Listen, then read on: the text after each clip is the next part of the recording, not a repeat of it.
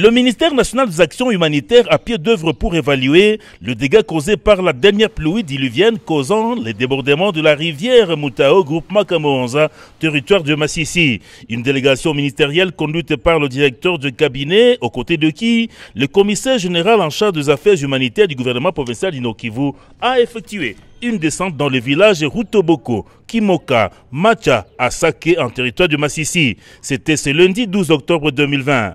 Le directeur de cabinet Alain Profil Mbaka et le commissaire général des cartes Kilimali viennent de réunir les données fiables, ce qui permettra au gouvernement congolais d'avoir une idée sur l'assistance humanitaire à rendre disponible. Écoutons Alain Profil Mbaka, directeur de cabinet au ministère national des affaires humanitaires. Nous sommes descendus sur le terrain, c'est pour consolider les données disponibilisées par la province pour que le ministère, à travers son patron, le ministre des Actions humanitaires et internationales, puisse se faire une idée de l'assistance humanitaire à apporter aux sinistrés.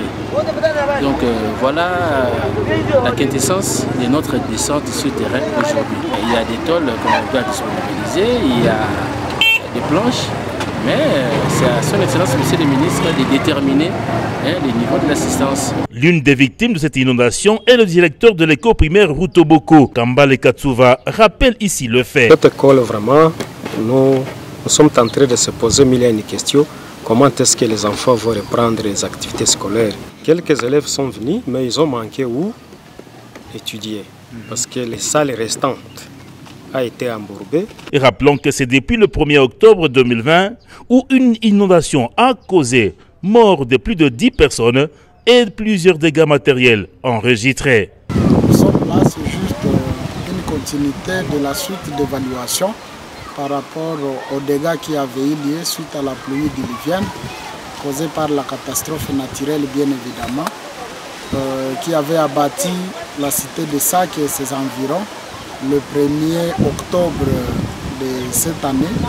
Et c'est pour cette raison-là que nous, comme chargés de questions humanitaires et réinsertion communautaire au niveau du gouvernement provincial, on avait eu juste les instructions de son Excellence, Monsieur le Gouverneur, Karine Zanzou-Kassivita. Il nous avait bien évidemment dépêché ici pour faire la première évaluation.